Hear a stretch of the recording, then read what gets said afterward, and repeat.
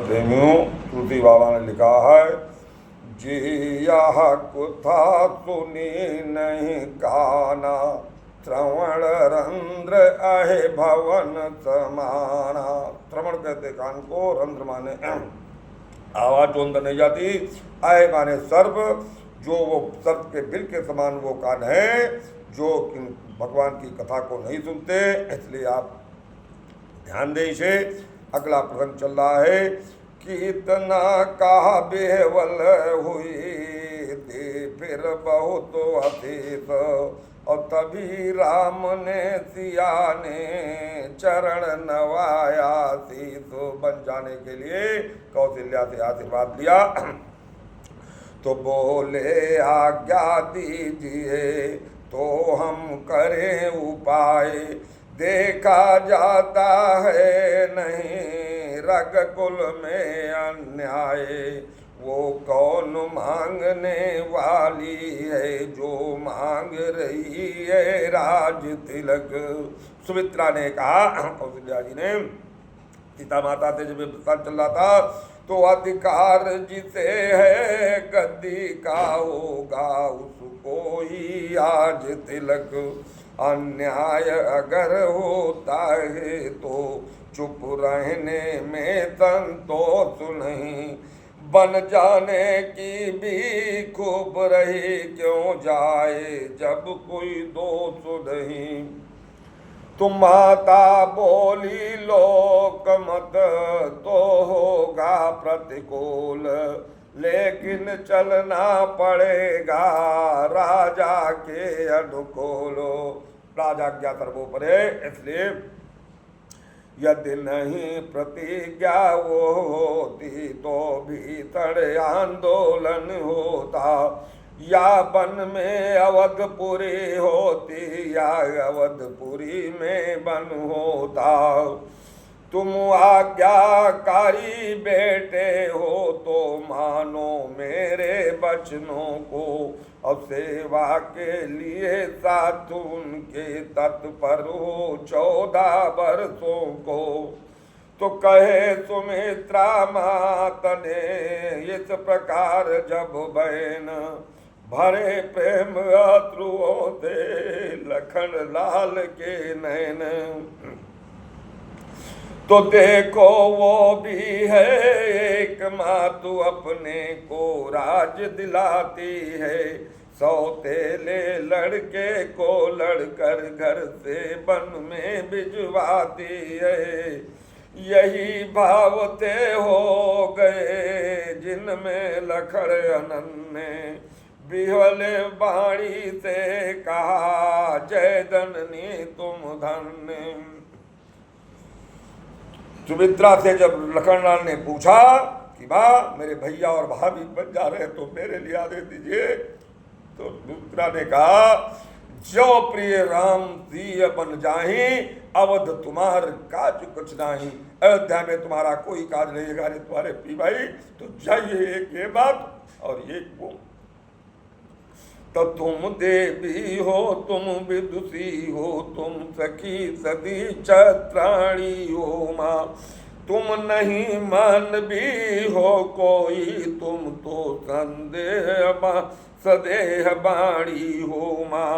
तुमने समय देख मेरे ही मन की बात गई, जो मैं कहलाने आया था वो स्वयं तुम्ही ने बात कही। जब सुमित्रा ने कहा तो लखन इतना खुश हो गए। अच्छा अब देर नहीं अच्छी आशीष दो विदा करो माता, 14 वर्षों की शक्ति भरो इस सर पर हाथ धरो माता। ऐसा आशीष माँ से ले लिया। तो यदि बांका बाल हुआ भी तो होगा भाई के सेवा में। बाले कहा प्राण चले जाए लेकिन भाई तेरे और तेरी भाभी का बाल बांका नहीं हो चाहिए, तभी समझ ले तू मेरी संतान है। और लग जाए प्राण की भी बाजी तो रघुराई की सेवा में, किंचित भी पीछे हटे लाल तो क्षत्रिय धर्म मिटा दोगे। कर्तव्य मार्ग से डिगे अगर तू माँ का दूध लजा दोगे। ये बात सुमित्रा ने अपने लाल से कही, हे पुत्र अगर तुम मेरी संतान हो तो अपने भैया और भाभी को कोई दुख मत होने देना। तो ये कहे आशीर्वाद दे, सिर पर फेरा हाथों, हो प्रसन्न लक्ष्मण तभी चले नवा कर बातो। लखनलाल वहां से चल लीजिए तो महलो चरणों में पहले चरणों में गए, फिर नयनों तक नयन देख व्यवस्था प्रिया की, बोले लक्ष्मण बहन। फिर अपनी प्रिया और उर्मिला के पास गए तो उर्मिला विदा करो, दिन है उत्साह दिखाने का, माँ ने भी आज्ञा दे दी है, प्रण है मेरा बन जाने का। कंपित होने को हुआ वो सुकुमार शरीर, किंतु धन्य उस सती ने तजान अपना धीर। वो भी छत्राणी थी, उसने भी अपना धीर नहीं तजा। जो रोई परे से रोई, पति ने भी नहीं सजल देखा, पति तो क्या कवियों तक की भी प्रतिभा ने नहीं विकल देखा। बोली वो लोगा वही जैसा हो बहुताबे, किंतु यही तो समय है पालन को कर्तव्य।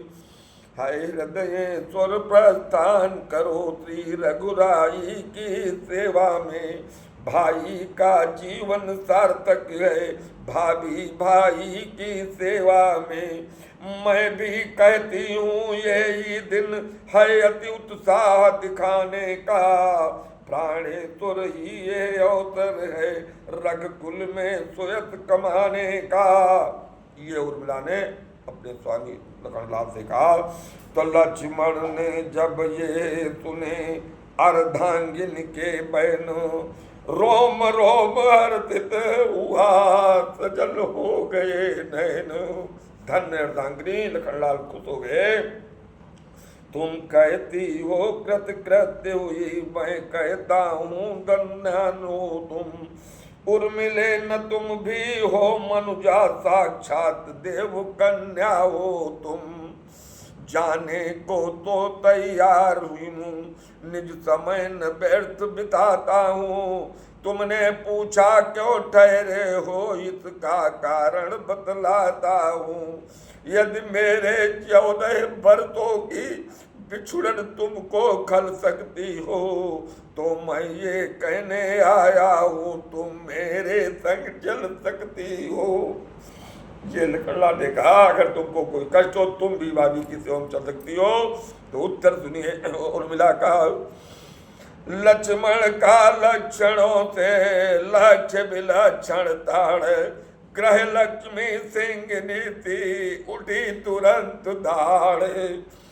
किसके उसके साथ जो सेवा करने जाए, सेवक का कब धर्म है पत्नी को ले जाए। तुम उनके सेवक को धर्म नहीं कि अपनी स्त्री को साथ लेकर जाए। ये जवाब उर्मिला ने दिया। यदि मुझे साथ में लोगे तो उस व्रत में बाधा आएगी, आकर्षण हुआ प्रबल मेरा तो वो सेवा छूट जाएगी। प्राणेश छोड़ मेरा विचार बेखटक आप प्रयाण करें, वह जगत छाया वह जग जननी वह जगदम्बा कल्याण करें। मेरा सतबल ये कहता है कुछ आज न पथ पर आएगी, ये मूर्त हृदय की इष्ट मूर्त सानंद लौट कर आएगी। ये उर्मिला ने कहा मुझको पूर्णतः विश्वास है तो निश्चय वो दिवस धन्य होगा जब ये रंग होगा महलों में, स्वामी रघुबर के पैरों में, दासी सीता के चरणों में। विदा हुए उर्मिला से लक्ष्मण सीतानंद, कौशल्या जी के चले कह जन रघुकुल चंद। इतना कहकर तो लक्ष्मण कुछ झिझके, ये सोचो आगे बढ़ जाऊं कैसे मैं, मुझको भी साथ ले चलो ये मत की कह पाऊं कैसे मैं। इस सोच और संकोच विवश बस वहीं ठिठक रह गए लखन। ये लखनलाल के मन में भाव गया, ऐसा बोलो भाई आज्ञा दे दे कि तुमको नहीं जाना। बड़ा संकुचित उनके चरणों में झुके हुए खड़े हैं। खंभे के पीछे खड़े खड़े व्याकुल रोने लगे लखन।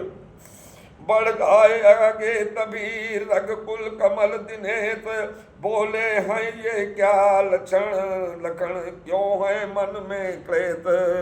कहने को तो हम तुम दो हैं, वास्तव में वंश एक ही है तत्व एक है रक्त एक, रघुकुल का अंश एक ही है। बोले जब यही भाव है तो माता तोड़े जाते हो क्यों, ममता तोड़े जाते हो क्यों। मैं तो चरणों का सेवक हूँ, मुझको छोड़े जाते हो क्यों।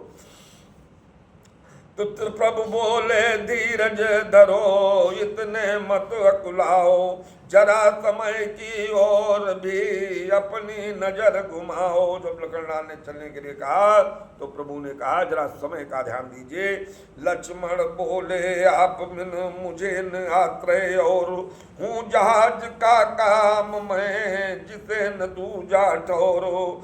भाई स्वामी का पिता सका मेरे तो अवध बिहारी है, भाभी स्वामिनी उम्र माता जो कुछ है जनक दुलारी है। भाई के लोहू का भाई बन दब सकता है उद्वेग नहीं, अब बांध टूट जाता है तो रुक सकता है जल का बेग नहीं। किया उपस्थित राम ने फिर भी ये प्रस्ताव, सीता से जो कहा था अपने मन का भाव। इस तरह से वो तीनों निकट चले मन चलने के लिए। अगला प्रसंग कल मानस प्रेमियों